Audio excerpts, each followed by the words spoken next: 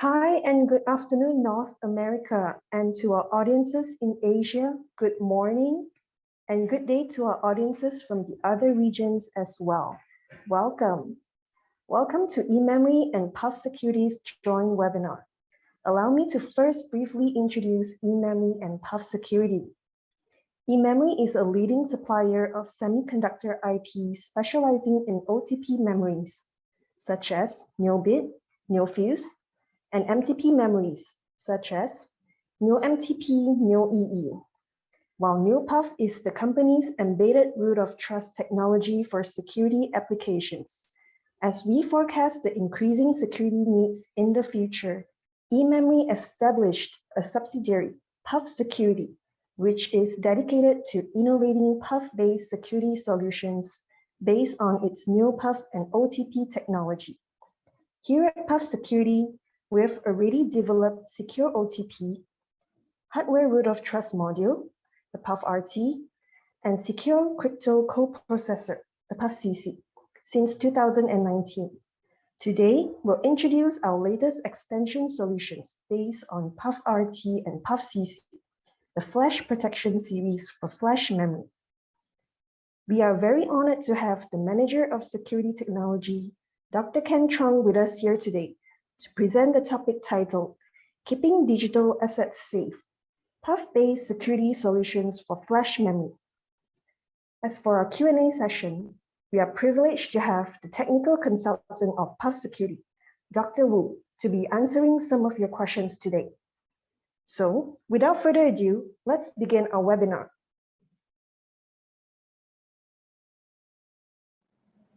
Hello everyone, welcome to this webinar. I'm Kent from PUFsecurity, and today I'm very glad I can be here to share with you about an important topic on hardware security. So shortly speaking, there are many kinds of digital assets that are being stored in the flash memory, and they all need to be protected. And for more details, let's begin with today's webinar. Let's begin with the agenda. First, I will give you an introduction about why it is important to secure our digital assets and how can we actually make them secured. And second, I will talk about several PUF-based Flash Protection Solutions, including the basic PUF-based Security IPs. Next, we'll go into deeper to talk about the secure embedded flash solution. And then we'll quickly show you the other two PUF-based solutions for protecting external flash devices. And this will be introduced in our next webinar about flash protection solutions. And finally, I will conclude today's webinar.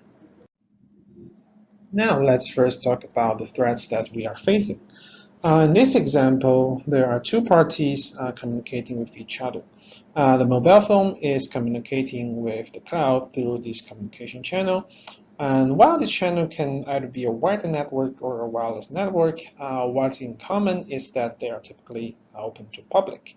And since they can be accessed by everyone, there may be attacks such as eavesdropping and spoofing and many other different types of attacks. And in this scenario, our goal is to basically protect the data in transit within this public channel. And more precisely speaking, we need to make sure that these properties, the confidentiality, the integrity, and the authenticity will remain intact while we exchange information through communication. And how can we do that? We need basically to use cryptographic algorithms such as the AES algorithms that we use almost every day. And we also need to follow the security protocols such as the TLS protocol to make sure these algorithms are properly applied. And after decades of development, there are already a lot of viable solutions that have been proven secure. And now you might start wondering why we continue exploring better security solutions. And to answer that question, let's move on to the next slide. So the answer in short is that we are always facing new threats. And especially in the past 2 decades, attacks on electronic devices and chips, they have drawn a lot of attention. And as you can see in this example, the main difference is that the attack does not only happen in the communication channel, but they can take place everywhere, including the device itself. And nowadays, we are seeing malicious software and even malicious hardware that are being inserted into our devices, and they could lead to severe security breaches. And there are also side channel analysis techniques that can be used to steal the essential secrets within the device by monitoring the leakage information, such as power dissipation or EM emission. And sometimes this attack can be successful even without actually touching the device. And even down to the most fundamental hardware in the devices, such as the chips, like microcontrollers, they are also common targets of the physical attacks. And we have seen there are detrimental attacks, such as the reverse engineering, or there are less detrimental attacks, like fault injection attacks by shooting lasers into these chips. And these attacks may allow hackers to bypass most the security measures and target the most essential secrets in the chip directly. So due to this type of new and evolved attacks, we not only have to protect the data in transit within the communication channel, but we also need to protect the data in use and the data at rest that are stored in the devices because they are both vulnerable and require extra protection. When talking about storing data, and for those cases in commercial devices, Flash is currently the most popular solution. And the type of flash memory can be roughly separated into 3 different categories. And the first one is shown here at the left-hand side, which is called embedded flash, or the so-called eFlash.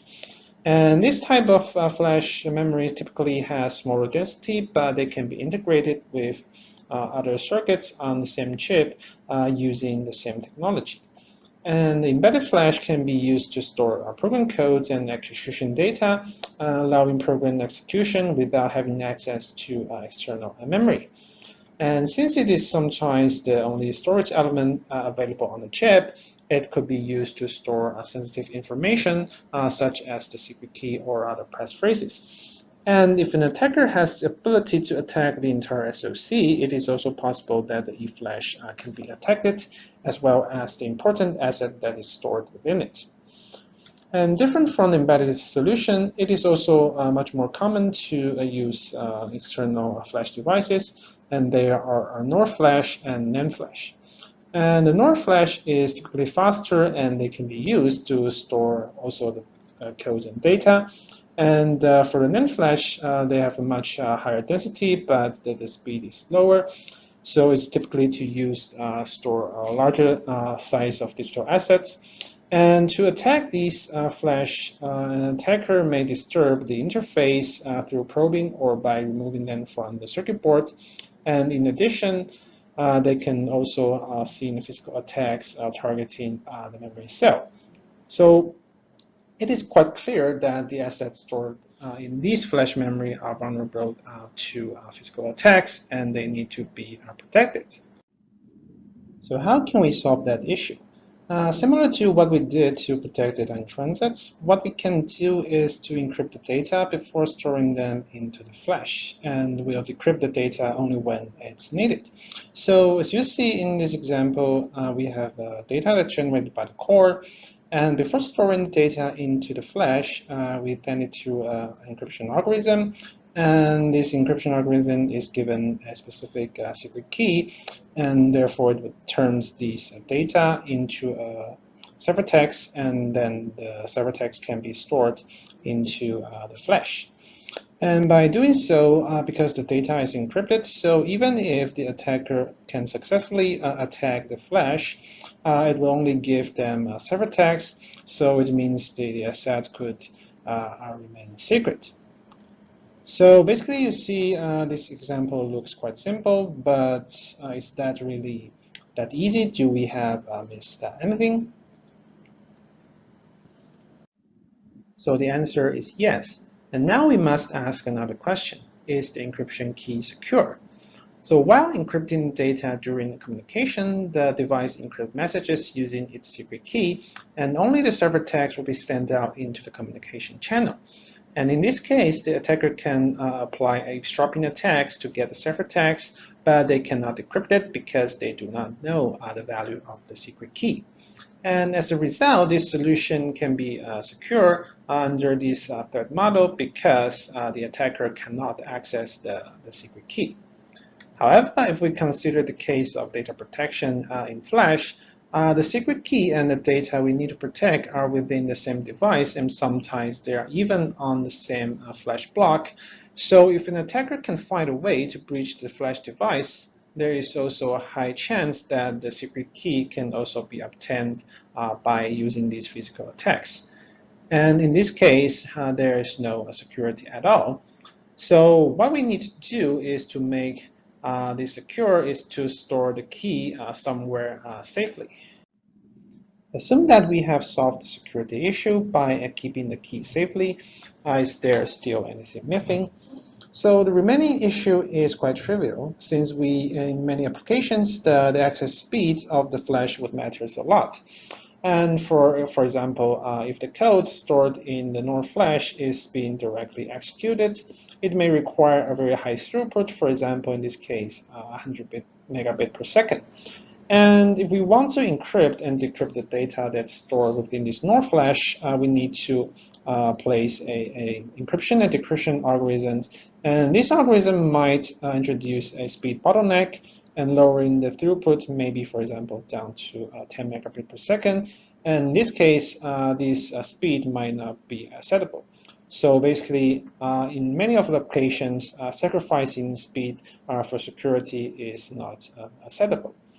So the requirement for speed that would imply that when designing new security solutions for Flash, we need also to look for specialized algorithms or other methods that would not compromise the speed and efficiency while getting the security that we needed. Now we know the importance to secure our Flash memory. Let's see what solutions we have. Here in PUFsecurity, we develop PUF-based Security IPs. And in general, we have two fundamental security IPs that can benefit various of security applications, and they can solve the aforementioned issues about the security of flash memory. First, let's take a look at the PUFrt. It's a PUF-based Root-of-Trust. And it provides two essential functionality. So first is that we can use the PUF to derive a unique key for every device or every chip. And second, we can also keep our key securely in the OTP, which is protected by the PUF.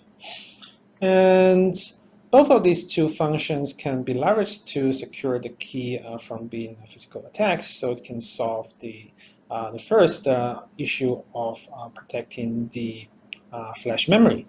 And the other solution is the PUF-based crypto coprocessor, or the so-called PUFcc. It is equipped with a comprehensive crypto algorithms on top of the PUFrt, and it can support high-speed crypto extension, making it a viable solution that can enable high throughputs when securing the eFlash. Since both of these two fundamental IPs are based on PUF, let's take a quick look at our NeoPUF solution, which is a highly robust PUF technology based on quantum tunneling mechanism. And these are the key components of all our PUF-based solutions. So as you see, the bit cell of the NeoPUF consists of two transistors in parallel, and they can be implemented in a pure CMOS technology, which makes them a low-cost and widely available solution across different advanced technology nodes. And to operate the PUF, these bit cells are subject into an enrollment step, which we apply high voltage stress on these two transistors in parallel, and then we will create 50% of chance to have a tunneling path at the left transistor, and the other 50% of chance to have tunneling path at the right-hand transistor. And since we can clearly distinguish these two cases, and we can use one of the cases to represent the 1 and the other case to represent the 0, and we can achieve an ideal randomness using this mechanism. And finally, having these bit cells to form an array, we can use them to generate a unique data pattern on every chip, which is basically like a fingerprint of the chip, and this data pattern can be read out very reliably, and it creates basically a highly robust inborn fingerprints and without any additional processes.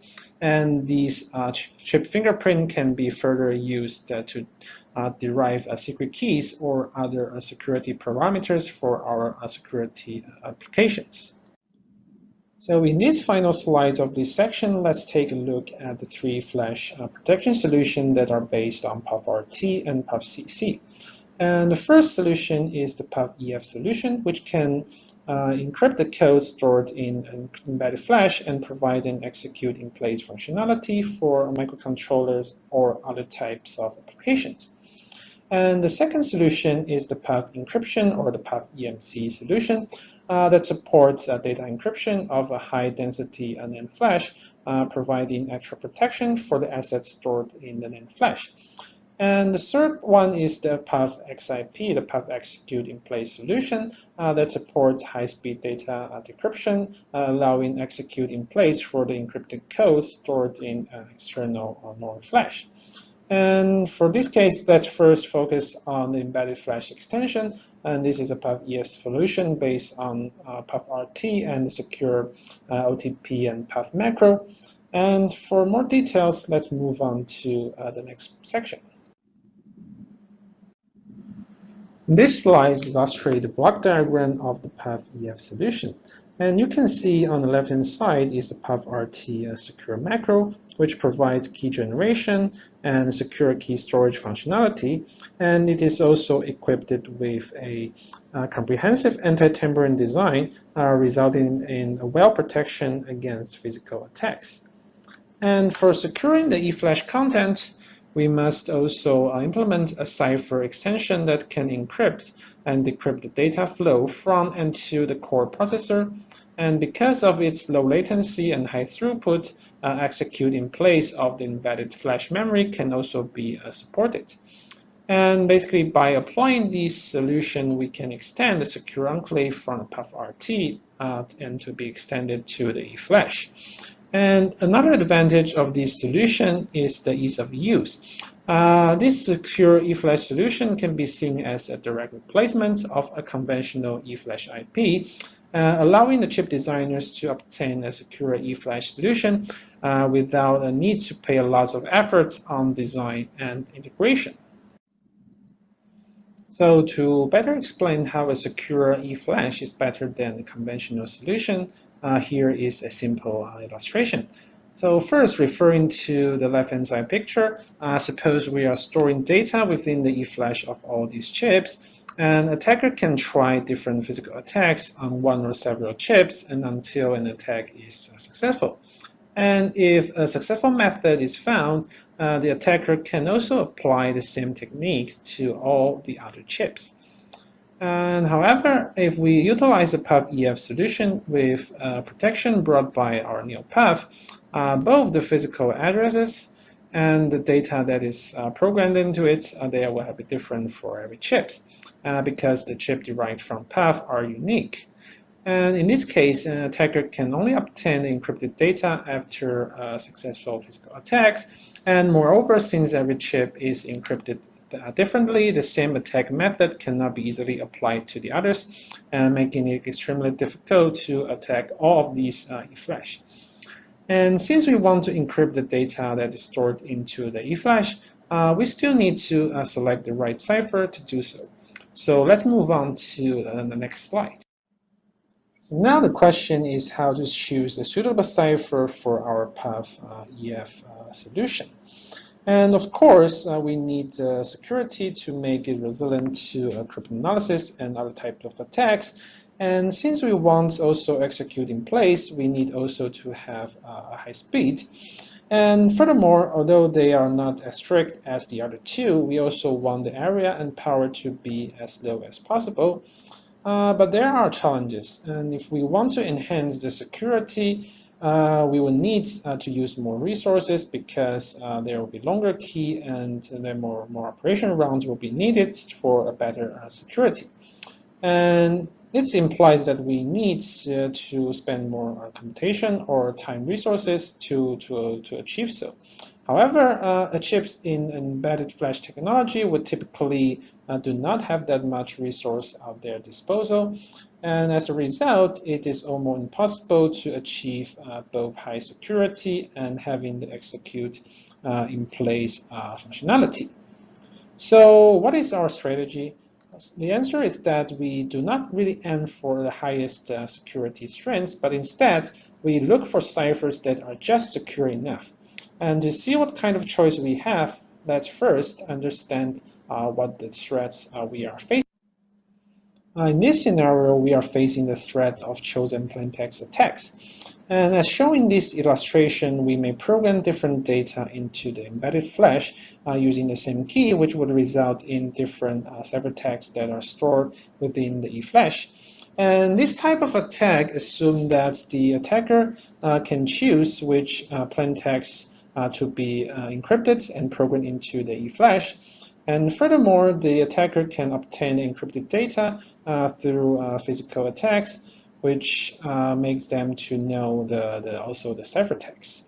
And with enough plaintext and the ciphertext pairs, the attacker can use cryptanalysis techniques to try to find the key. And in order to determine the security strengths of this attack, we need to know the actual number of the plaintext that is needed to derive the key correctly.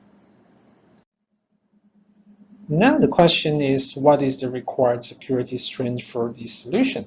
And again, using the same example, let's first assume that there is n plaintext and ciphertext pairs that are required to perform a secure chosen plaintext attack. And this implies that the attacker needs to program and erase the eFlash for at least n times. And because there are physical limitations of the eFlash, and the eFlash can usually only be programmed and erased for a limited number of times, and let's assume the maximum will be k. And in such case, the cipher is secure enough if the required number of n is larger than k. And based on this requirement, we can find a cipher that provides just enough security to secure our eFlash. And according to the methodology, we have implemented the RC6 cipher and another Lite cipher in this PUFef solution. And since the target eFlash technology provides only around 2 to the power 20 program erase cycle, the RC6 with 8 rounds has a much higher security strength that could lead the attack against PUFef infeasible. And furthermore, setting a target of 2 to the power 20 is actually assuming that the physical attack will not degrade the eFlash functionality, but it is, however, not quite realistic because most of the attack could be detrimental and make the eFlash become more fragile. So when considering the actual number of possible iterations, this number can be actually much lower. For example, it can be for less than 10 inspection possible. So if that is the case, we can consider using even faster and lighter cipher. So that's why we also implement an AES-like Lite cipher as an alternative for that case. So after choosing the cipher that we use, let's take a quick look at the result of encryption. So the left-hand side is the pattern that we programmed into the eFlash, and the right one is the actual physical pattern that is stored in this eFlash. And you can see a clear pattern from the left-hand side that's visible, but this pattern will then disappear in the physical pattern at the right-hand side. And this implies that the attacker would only see encrypted data after even conducting a successful physical attack. Okay, now we have seen the PUFef solution for a secure embedded flash. Now let's move on to our next section. So in this section, let's take a short time to preview the external flash protection solution, the PUF encryption, the PUFenc, and the PUF execute in place PUFxip solution. And more details of these two solutions will be provided in our next webinar about the flash protection solutions. So please stay tuned if you are interested in these topics. So let me introduce the PUF-based execute in place solution, which is denoted as the PUFxip, which is used to protect external NOR flash memory. And building upon the PUFcc IP, we included an encrypted XI link between the core and the NOR flash, which is powered by the AES-XTS mode. And this solution supports direct execution of the encrypted data in our NOR flash. And furthermore, since the keys are securely managed by the PUFcc with protection provided by the secure OTP and PUF, the security of this solution is well guaranteed. Our next solution is the PUF-based NAND Flash encryption scheme, which is denoted as the PUFenc. And for example, in an AI device, the model and the parameters are programmed into the NAND Flash after trained by the manufacturer. And the attacker may try to steal the contents or inject malicious codes and data into it. And in this case, the manufacturer needs to encrypt and sign the data before programming them into the NAND Flash, either through the factory mode or through OTA update. And in terms of manufacturability, this data will be encrypted and signed using the same set of keys for a batch of devices. And if the security of one device is breached, all the other devices will also be affected. As a result, we have built the PUF encryption solution, which will transform the data that is programmed in the factory or OTA updates from the encryption using a global key to the encryption using a unique local key. And this function is supported by the GCM extension of the PUFcc, which enables a authenticated encryption scheme that can provide both confidentiality and integrity of the assets that is stored within the NAND Flash.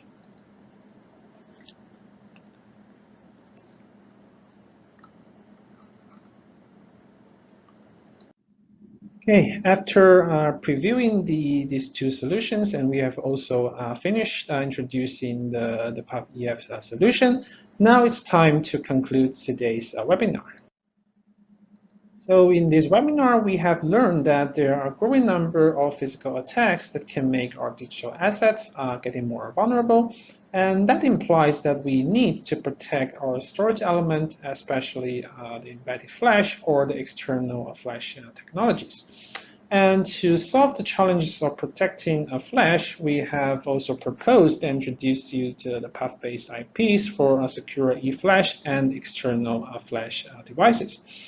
And in these solutions, we provide unique key generation, secure key storage, and also provide high-speed crypto extension that supports execute in place functionality.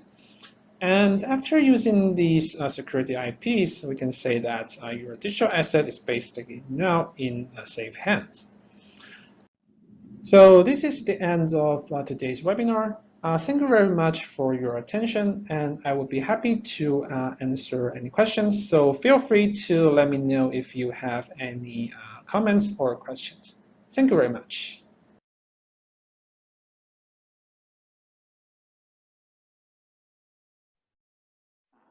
Thank you, Ken, for the informative presentation. We are now open for Q&A. If you have any questions, please use the Q&A box below to submit your questions.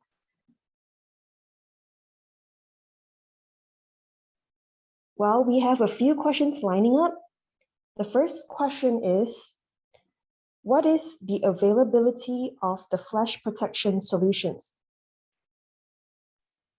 Sean, would you take this question? Sure.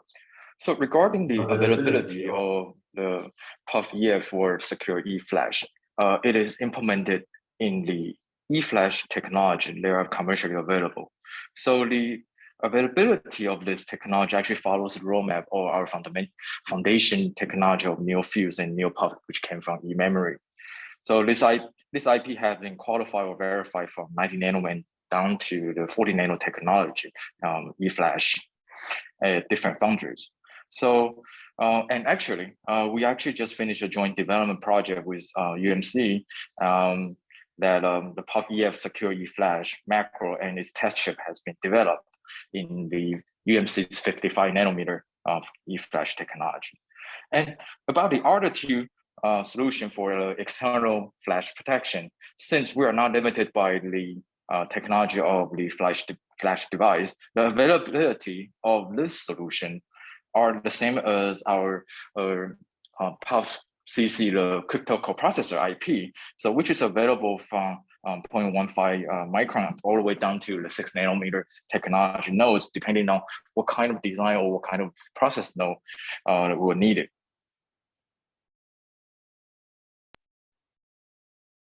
Okay, the second question is, what are the applications of these flash protection solutions? What do you think, Sean? So generally speaking, actually any application that needs to store sensitive data in the flash memory would be a good candidate for using this technology. For example, a microcontroller needs to execute a specific set of codes that is essential intellectual property of the developers. So this code will need to be encrypted as they are stored in the eFlash, and our PUFef solution allows exactly that. And on top of that, it can do the direct execution of the encrypted code with high throughput, such that it protects the intellectual property while maintaining the performance.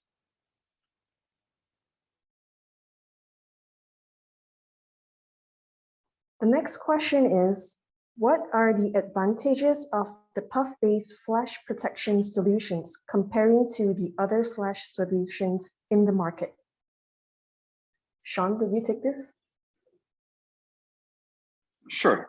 The first and the most obvious one is that we provide the security against physical attacks, targeting the flash device and interface, as some of them would actually explain in the webinar earlier. In addition, it is an integrated solution that supports standard interface, including the APB interface and the high-speed XI or HHV interface. In particular, for designer requires an eFlash protection. Adapting our PUFef solution can actually help to save the effort of understanding eFlash datasheet and actually make the design come to market faster. Another question is, why not use standard algorithms like AES for PUFef? What's your opinion on this, Sean? This is actually a great question. And as we actually explained it in the webinar, we want to optimize the trade-off between the security, speed, and resource. So using AES actually indeed provides a higher security strength, but it requires at least 10 runs of operation, and implementing the 8-bit AES inbox such that requires a lot of hardware resource. Since we already know the required security strengths for eFlash, so instead of over-designing it, we designed the right security strengths that match what it needs. So as a result, the RC6 Cipher actually is chosen for the PUFef, so such that we reach such balance in our design. I hope that answers the question. The next question is, what kinds of techniques can be used to attack Flash? Well, there are many attacks methods, and it will only be more. There is never going to be less. So let's start from the obvious one, the invasive attack. And then there is the semi-invasive attack. Like, for example, one can actually carefully delayer the flash macro and then apply microprobing technique to the readout interface to obtain the flash contents. And other methods, like, for example, one can also inject laser pulses to the flash or the interface, which actually may change some data stored in the flash, impacting the integrity of the digital assets. or they may result in fault patterns that can be leveraged or to discover the value stored within the flash and impacting the confidentiality of the digital assets. So this list could go on, and which is actually why we have such a comprehensive anti-tamper shell designed into this product together. The next question is, are there any use for such a powerful technology in other fields? Yes, of course. Actually, PUF has been widely adapted in protecting electronic devices throughout. So you can find many examples. If you want to know more, feel free to contact us. We can schedule a more in-depth meeting.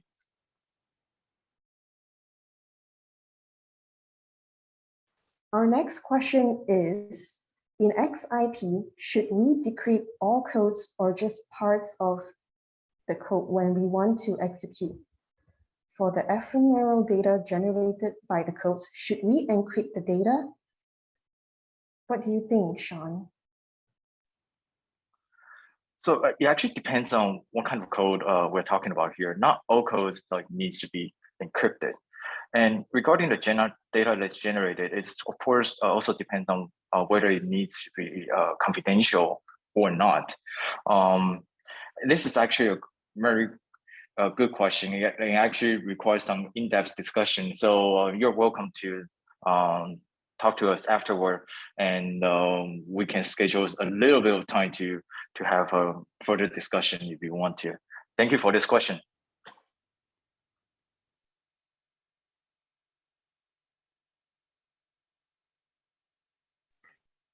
Oh, well, we have another question. So what are the typical form factors and silicon chip area sizing estimation a customer needs to consider to integrate a PUF solution in their design?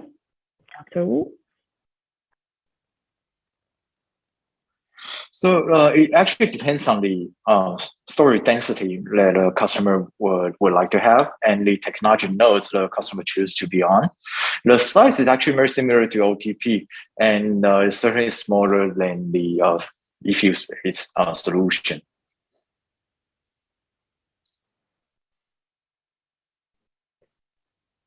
Other questions here. If we use PUFxip to store code image, each die use a unique PUF key. Does that mean each image should be generated uniquely during fabrication? Dr. Wu, could you please answer this question? Sure. So the code image can be re-encrypted using the PUF key. So, and the PUF key is actually different from each chip to the other. So there's no need to generate different image during the fabrication.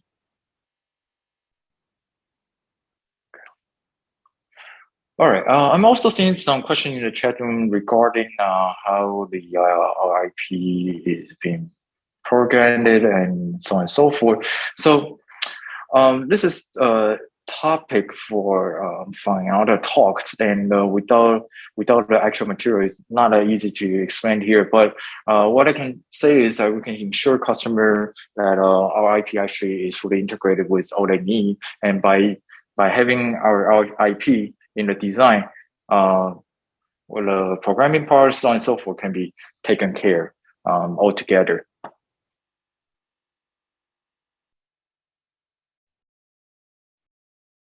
Well, it seems like there are no further questions. We will then close our session for today. Thank you everyone for joining us. Please be reminded that the replay of the webinar will be available on our YouTube channels. If you have more questions for us, please contact us at sales@ememory.com.tw or info@PUFsecurity.com. Or you can also visit both of our company's website at www.ememory.com.tw or www.PUFsecurity.com. You may also find the information in the chat box. Thank you once again, everyone, and have a good day.